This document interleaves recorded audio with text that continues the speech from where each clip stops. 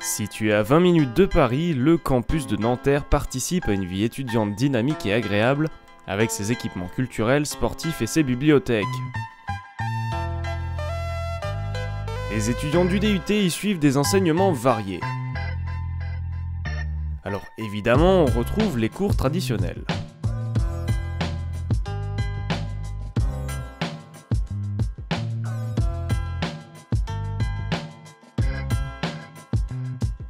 Mais la pratique a également son mot à dire face à la théorie.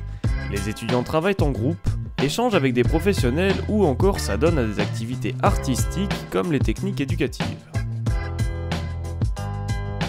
Les projets de groupe, on va dire que sur notre semestre, on va dire, ça va être la moitié de tous les travaux qu'on a à faire en fait.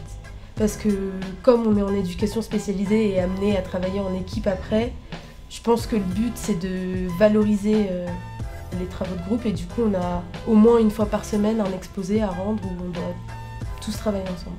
N'oubliez pas de bien cocher la voix. Par contre, c'était super, vous avez bien embarqué. Je pose la question. Est-ce que c'est une situation normale qui doit se produire ou est-ce qu'on pourrait changer les choses? Vous avez le droit de poser. On a un projet tutoré à faire en seconde année. C'est par petits groupes, nous on est un groupe de 4.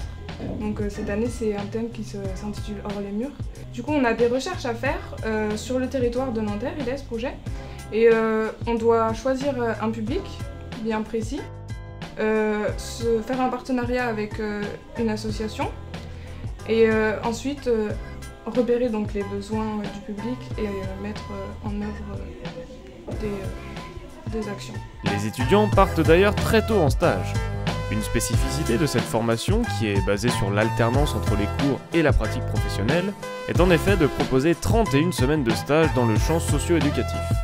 Celles-ci sont réparties en 3 stages pendant les 2 années de formation. On est très solidaires, on s'aide, on a créé aussi un groupe sur internet qui permet de se parler, de communiquer, de se donner des informations, les choses à faire, voilà, il y a une bonne communication entre nous.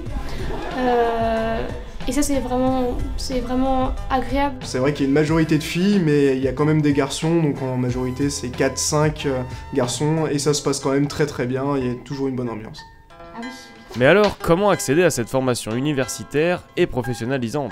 Et surtout, dans quel but? Vous pouvez vous inscrire sur APB du 20 janvier au 20 mars si vous avez moins de 26 ans. Je suis passée par APB. Et sur APB, du coup, on avait une lettre de motivation à rédiger. La lettre de motivation est très importante pour accéder au DUT.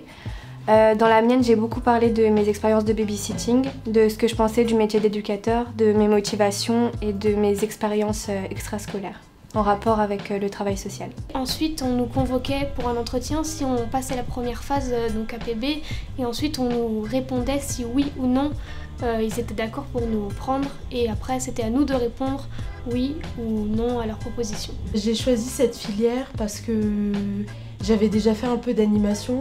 Quand j'ai eu 17 ans, j'ai tout de suite passé le BAFA, donc j'ai pu travailler avec des enfants ou des adolescents. Et j'ai fait un stage aussi avec des sourds et muets et ça m'a beaucoup plu. Et donc c'est pour ça que j'ai décidé de m'orienter vers ce champ-là. Du coup avec ce DUT, on peut soit devenir éducateur, soit devenir d'autres choses comme professeur des écoles, CPE, cadre, chef de projet, voire même pouvoir monter son association après si on continue les études. Moi je suis actuellement éducateur spécialisé au sein de la Croix-Rouge, donc je m'occupe d'adolescents et de mineurs non accompagnés. Je me suis inséré professionnellement très facilement, c'est-à-dire tout de suite après mon diplôme. Jusqu'à présent, cette manière de fonctionner rime avec succès.